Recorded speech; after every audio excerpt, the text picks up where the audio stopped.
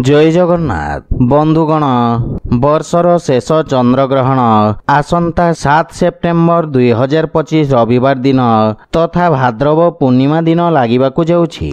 एही चंद्रग्रहण पूर्णग्रास चंद्रग्रहण हेब तथा चंद्रमा एही समय रे पूर्ण भाव रे ढांकी होई जिवे। एही चंद्रग्रहण ज्योतिषीय दृष्टिकोण रु मध्य विशेष महत्वपूर्ण रहिछि। एही चंद्रग्रहण समय रे ग्रह मानकर विचित्र संयोग मध्य रहुछि तथा सूर्य एवं केतुंक ज्योति सिंह राशि रे रहिबो एवं राहु और चंद्रमांक ज्योति एही दिन कुंभ राशि रे रहिबो। एमिति रे राहु और चंद्रमांक ज्योति हेबारु चंद्रग्रहणर जोग रहिबो एवं सूर्य और केतुंक ज्योति हेबारु मध्य सूर्य परागर जोग रहिबो तथा एही जोगर प्रतिकूल प्रभाव देश और दुनिया मध्यरे पड़िबो तथा समस्त द्वादश राशि को प्रभावित करिबो।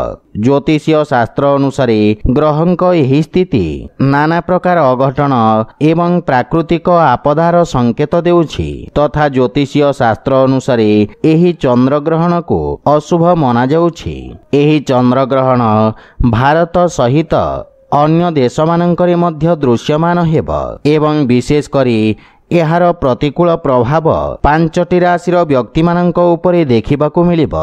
तो आसंतु जानिबा सेही 5टी राशि मानक विषय रे। सेथिपई वीडियो को शेष पर्यंत देखंतु और जेउ माने आम चैनल को नुआ करी आछंती तळे थिबा लाल रंगर सब्सक्राइब बटन को दबाई आम चैनल को सब्सक्राइब करंतु और पाखरे थिबा घंटी बटन को दबाई ऑल रे सिलेक्ट करंतु काहेकि ना आमे अपलोड करिथिबा प्रत्येक वीडियो रो नोटिफिकेशन आपण सर्वप्रथमे पाई वृष राशि बंधुगण चंद्रग्रहणर प्रभाव वृष राशिर व्यक्ति विशेष मानक स्वास्थ्य एवं धन को प्रभावित करिबो। एही चंद्रग्रहणर अवधि रे वृष राशिर व्यक्ति को स्वास्थ्य संबंधित समस्यार सामना करिबाकु पड़िबो।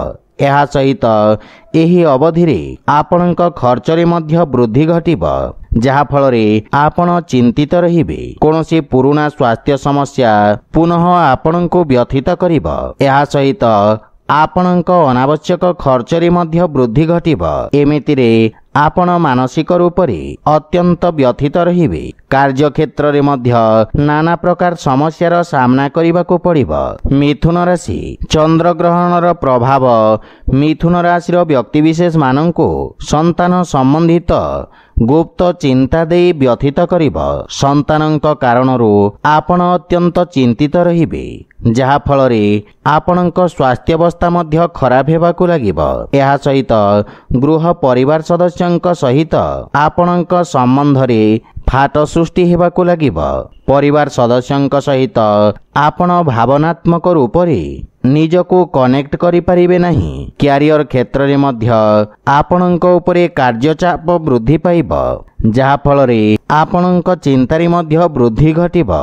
सहकर्मी एवं उच्चस्थ अधिकारी आपणक कार्य को पसंद करिबे नहीं जहा फल रे मन मतांतरर मध्य संभावना रहिछि। सिंह राशि चंद्रग्रहण परे सिंह राशिर व्यक्ति विशेष माननको पारिवारिक समस्यार सामना करिबाकु पड़िबो। सिंह राशिर व्यक्ति माननको निज जीवन साथींक सहित नाना प्रकार समस्यार सामना करिबाकु पड़िबो। एही अवधि रे जीवन साथींक सहित संबंध रे फाट सृष्टि हबो। परस्पर मध्य रे वैचारिक मतभेद एवं सामंजस्यर अभाव देखिबाकु मिलिबो।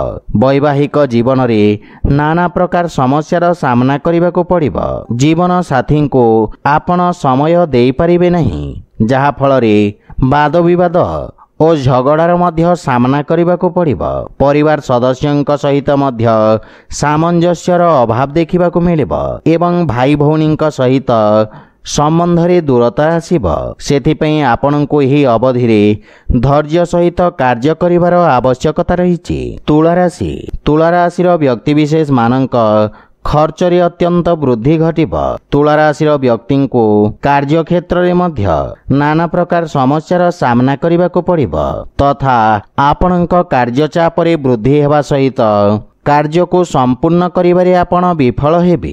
व्यवसायी वर्गंको मध्य एही अवधि रे ଅଧିକ କ୍ଷତି ସହିବାକୁ ପଡ଼ିବ ତଥା ଏହି ଅବଧିରେ କୌଣସି ପ୍ରକାର ନୂଆ କାର୍ଯ୍ୟ ଯୋଜନା ତଥା ବ୍ୟବସାୟରୁ ମଧ୍ୟ ଆପଣଙ୍କୁ ଦୂରେଇ ରହିବାକୁ ପଡ଼ିବ। ଗୁପ୍ତ ଶତ୍ରୁ ମଧ୍ୟ ଆପଣଙ୍କ ବିରୁଦ୍ଧରେ ଷଡ଼ଯନ୍ତ୍ର କରିବେ। ସେଥିପାଇଁ ଯେକୌଣସି ପ୍ରକାର ଯୋଜନା ଗୁପ୍ତ ରଖିବାର ପ୍ରୟାସ କରନ୍ତୁ। କୁମ୍ଭ ରାଶି ବନ୍ଧୁଗଣ, କୁମ୍ଭ ରାଶିରେ ହିଁ ଗ୍ରହଣ ଲାଗିବ, ଯାହାଫଳରେ କୁମ୍ଭ ରାଶିର ବ୍ୟକ୍ତିବିଶେଷ ମାନଙ୍କୁ ବିଶେଷ ସାବଧାନ ରହିବାର ଆବଶ୍ୟକତା ରହିଛି। ଏହି ଅବଧିରେ ଆପଣଙ୍କୁ କୌଣସି ପ୍ରକାର ଦୁର୍ଘଟଣାର ସାମ୍ନା କରିବାକୁ ପଡ଼ିବ। ଏହା ସହିତ ଆପଣଙ୍କ ଶତ୍ରୁ ମଧ୍ୟ ଆପଣଙ୍କ ଉପରେ ପ୍ରଭାବୀ ରହିବେ ଏବଂ ଆପଣଙ୍କ ବିରୁଦ୍ଧରେ ଷଡ଼ଯନ୍ତ୍ର ରଚନା କରିବେ, ଯାହାଫଳରେ କ୍ୟାରିୟର କ୍ଷେତ୍ରରେ ଆପଣଙ୍କୁ ନାନା ପ୍ରକାର ଅବରୋଧର ସାମ୍ନା କରିବାକୁ ପଡ଼ିବ। ଚାକିରି ବର୍ଗୁଆ ବ୍ୟକ୍ତିଙ୍କ ପାଇଁ ଏହି ସମୟ ସାମାନ୍ୟ ସଂଘର୍ଷପୂର୍ଣ୍ଣ ରହିବ। ଆପଣଙ୍କୁ ଏହି ଅବଧିରେ ନିଜ ବାଣୀ ଓ କ୍ରୋଧରେ ନିୟନ୍ତ୍ରଣ ବଜାୟ ରଖିବାର ଆବଶ୍ୟକତା ରହିଛି, ଅନ୍ୟଥା ଆପଣଙ୍କୁ ନାନା ପ୍ରକାର କ୍ଷତିର ସାମ୍ନା କରିବାକୁ ପଡ଼ିବ। ତ ବନ୍ଧୁଗଣ, ଯଦି ଭିଡ଼ିଓଟି ଆପଣମାନଙ୍କୁ ଭଲ ଲାଗିଥାଏ ଲାଇକ୍, ସେୟାର ଓ କମେଣ୍ଟ କରି ଜଣାନ୍ତୁ ଏବଂ ଆମ ଚ୍ୟାନେଲକୁ ସବସ୍କ୍ରାଇବ୍ କରନ୍ତୁ। ଜୟ ଜଗନ୍ନାଥ।